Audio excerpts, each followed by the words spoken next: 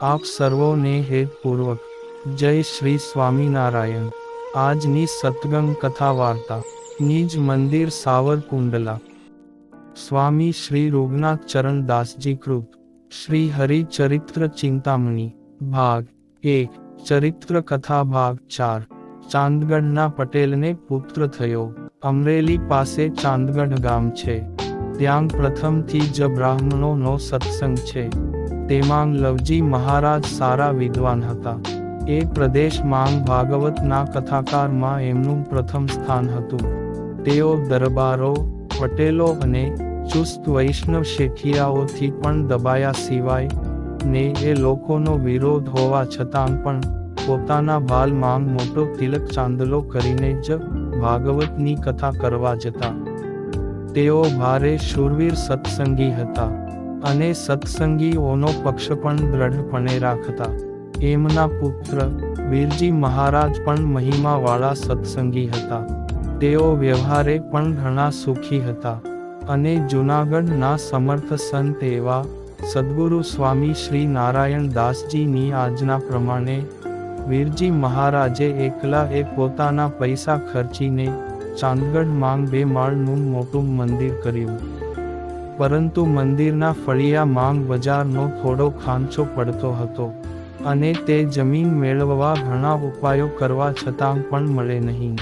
એક વાર સદ્ગુરુ સ્વામી શ્રી રૂગનાથ ચરણ દાસજી ત્યાં પધાર્યા। એમણે ફળીમાં ખાંચો જોઈને કહ્યું કે બજાર તરફની જમીન મળે તો આપનું મંદિરનું ફળિયું સરખું થાય।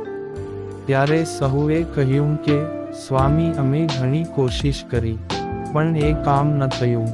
ત્યારે વીરજી મહારાજ બોલ્યા કે સ્વામી, ગામના પટેલને દીકરો નથી અને જો તમારા આશીર્વાદથી તેને દીકરો થાય તો આ જમીન આપણને મળી જાય।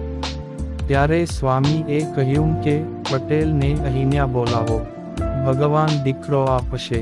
પછી વેલજી મહારાજે પ્રસંગોપાત પટેલને વાત કરી કે અહીં હાલમાં અમારા મોટા સ્વામી પધાર્યા છે। તેઓ ભારે સરસ વાતો કરે છે અને બહુ જ પ્રતાપી સંત છે। જો આપ ત્યાં આવો તો સ્વામી આપને જરૂર આશીર્વાદ આપે અને આપને ઘેર પારણું બંધાય।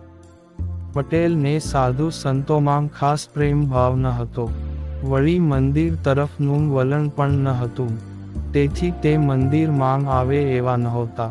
પણ દીકરાની આશાથી સાંજે પટેલ મંદિરમાં આવ્યા અને સ્વામી પાસે બેઠા।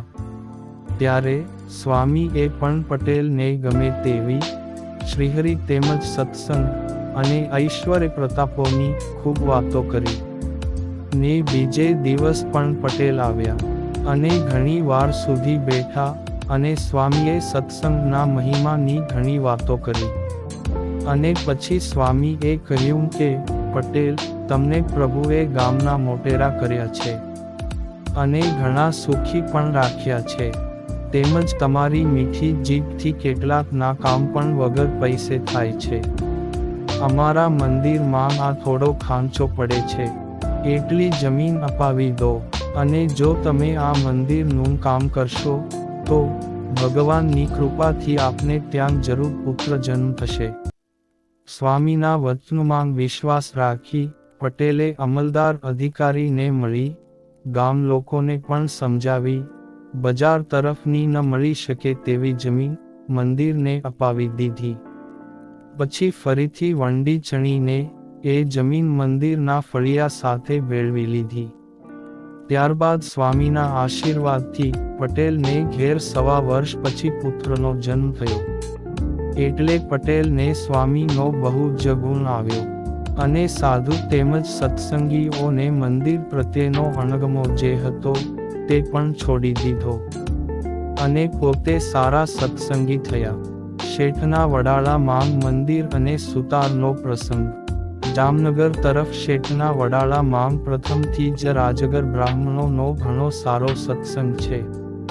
કણબી, કડિયા વગેરે બીજા પણ કેટલાક સત્સંગીઓ છે અને ત્યાંના સત્સંગીઓમાંથી કેટલાક સાધુ પણ થયા હતા।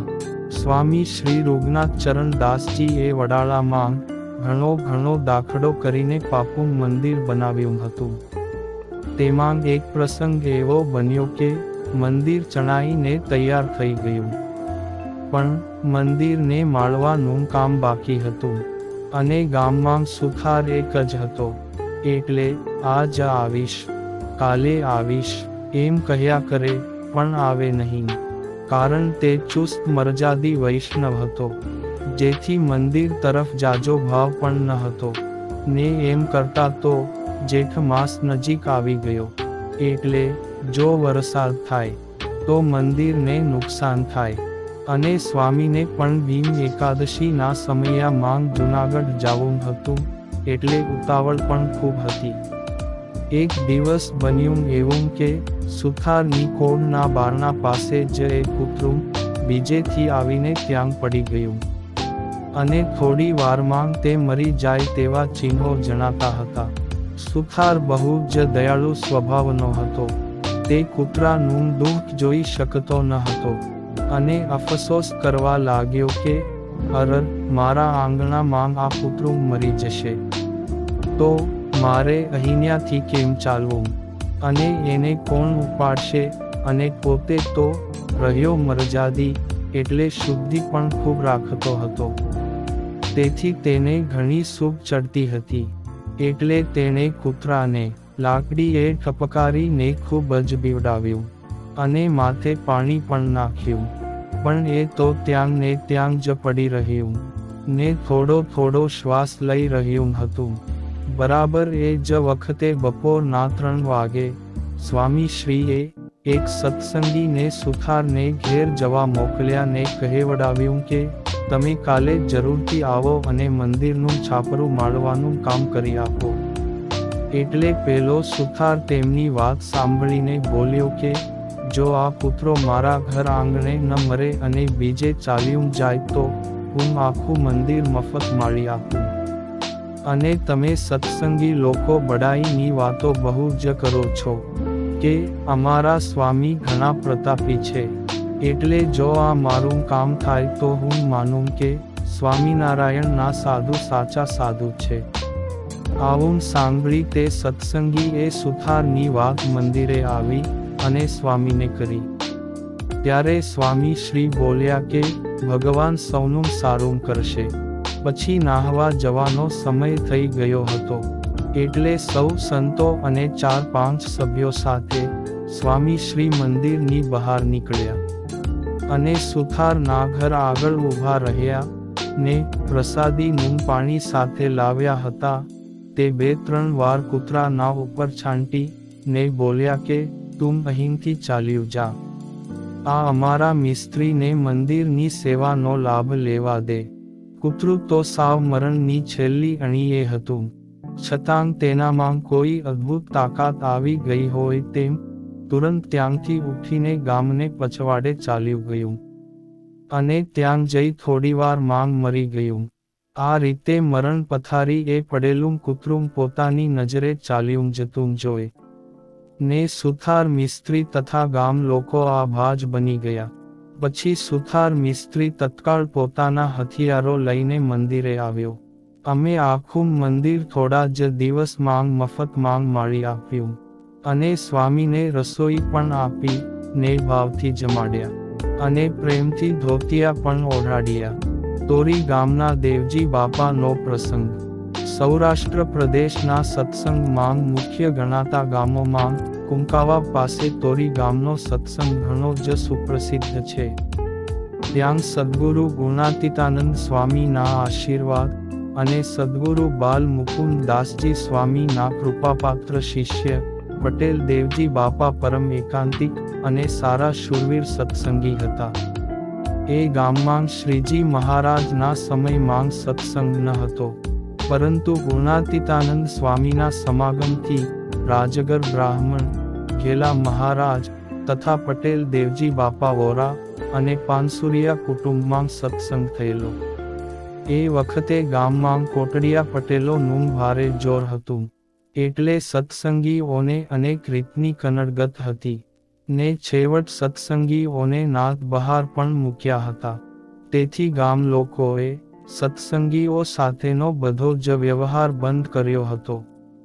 આ સમાચાર કુકાવાવના લીંબા પટેલને મળ્યા એટલે તેઓ તોરી આવ્યા અને સત્સંગીઓને કહ્યું કે તમે બધા સત્સંગીઓ કુકાવાવ આવીને રહો. ત્યાં હું દરબારને કહીને જોઈએ કેટલી સારી ખેતીની જમીન અપાવીશ. તે પટેલ ઘણા જ વ્યવહાર કુશળ અને પોતાની જ્ઞાતિમાં અગ્રેસર હતા. ગામધણી દરબાર પણ લીંબા પટેલને પૂછીને જ પોતાનો બધો વ્યવહાર કરતા હતા. તેથી દેવજી બાપાએ વિચાર કર્યો કે આપણે જૂનાગઢ જઈ ગુણાતીતાનંદ સ્વામીની આજ્ઞા લઈને પછી કુકાવાવ જઈએ. પછી તો સૌ જૂનાગઢ ગયા અને સ્વામી શ્રીને બધી વાત કરી. એટલે સ્વામી તુરંત જ બોલ્યા કે તમને સત્સંગીઓને ગામમાંથી કાઢનાર કોણ છે? જાઓ, ગામની પટલાઈ તમને મળશે અને ગામમાં તમારું જ ધાર્યું થશે. આ રીતે સ્વામીના આશીર્વાદથી ટૂંક સમયમાં જ દેવજી બાપાના મોટા ભાઈ જીવાભાઈ ગામના પટેલ થયા અને જીવ્યા ત્યાં સુધી પટલાઈ કરી. પછી તેમના પુત્ર મૂળજીએ પણ આખી જિંદગી ગામની પટલાઈ કરી. આ પ્રમાણે દેવજી બાપા ગામ છોડવા તૈયાર થયા પણ સત્સંગ છોડ્યો નહીં. કારણ કે તેઓ સદ્ગુરુ સ્વામી શ્રી બાલમુકુંદ દાસજી વગેરે મોટા સંતોનો સમાગમ કરીને બ્રહ્મનિષ્ઠ સ્થિતિને પામ્યા હતા. એમનું બળ જોઈને બીજા પણ ઘણા લોકો સત્સંગના રંગે રંગાયા હતા. એમના માંગ સત્સંગનું બળ રહેવું, પ્રભુ પરાયણ સ્થિતિ અને એમની ધાર્મિક તેજસ્વીતાનો એવો પ્રભાવ પડતો કે તેઓ મંદિર માંગ બેઠા હોય ત્યારે કોઈ પણ માણસ કોઈ પણ પ્રકારના વ્યવહાર સંબંધી વાતો પણ કરી શકતા નહીં. સંવંત 1978ની સાલમાં સ્વામી શ્રી રૂગનાથ ચરણ દાસજીને તોરી દેશમાં ફરવાનો વારો હતો. એ વખતે દેવજી બાપા બીમાર થયા.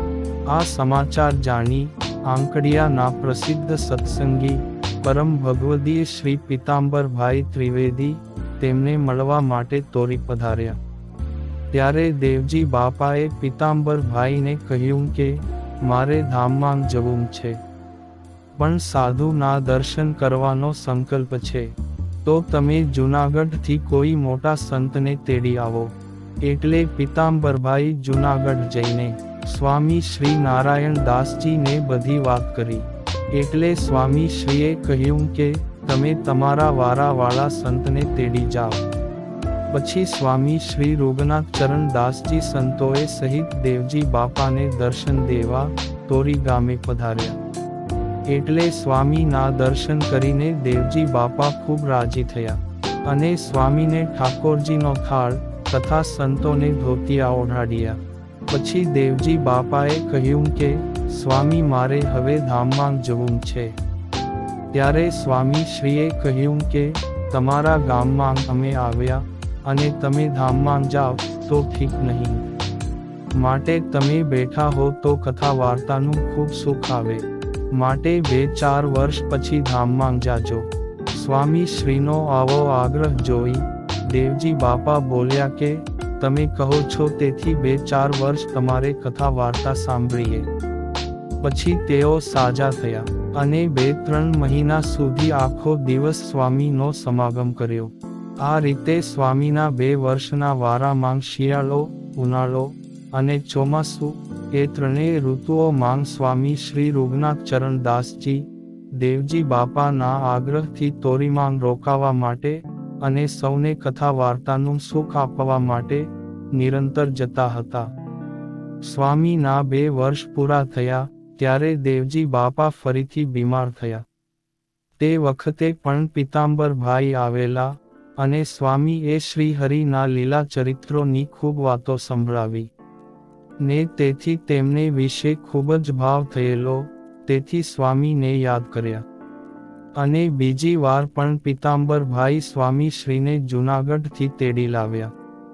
એટલે દેવજી બાપા સ્વામીના દર્શન કરી ખૂબ જ રાજી થયા. સ્વામી શ્રીએ કહ્યું કે દેવજી બાપા તમે ગુણાતીતાનંદ સ્વામી મહાપુરુષ દાસજી સ્વામી તથા બાલમુકુંદ દાસજી સ્વામી વગેરે મોટા સંતોના દર્શન સેવા સમાગમ કરીને એમની ખૂબ જ પ્રસન્નતા મેળવી છે. તે યાદ કરજો અને લ્યો આ અક્ષરધામનો ચાંદલો. એમ કહી તેમને ચાંદલો કરીને સ્વામી શ્રી ચાલ્યા ગયા. અને દેવજી બાપા થોડા દિવસ બીમાર રહ્યા ને અંત વખતે તેમને પ્રથમ તો સાધુના દર્શન થયા. એટલે તેઓ બેઠા થયા અને બે હાથ જોડીને બોલ્યા કે હે સંતો, આપ સૌ દર્શન દેવા પધાર્યા છો, પણ હું તો શ્રીજી મહારાજની રાહ જોઉં છું. પછી મહારાજના દર્શન થયા એટલે જય સ્વામિનારાયણ કહીને ધામમાં ચાલ્યા ગયા. આ લેખ લખનારને દેવજી બાપા પૂર્વાશ્રમની ત્રીજી પેઢીના વડીલ થાય એટલે બાળવયમાં દેવજી બાપાની સેવાનો લાભ મળેલો તે બરાબર યાદ છે. આવા તો આ સત્સંગમાં સંતો અને હરિભક્તોના ઘણાય ઐશ્વર્ય પ્રતાપોના પ્રસંગો છે. તેમાંથી કિંચિત માત્ર આપની સમક્ષ રજૂ કર્યા છે. હવે પછીના પ્રસંગો આપને આગળના ભાગમાં સાંભળશું. આપ સર્વોને ભાવથી જય શ્રી સ્વામિનારાયણ.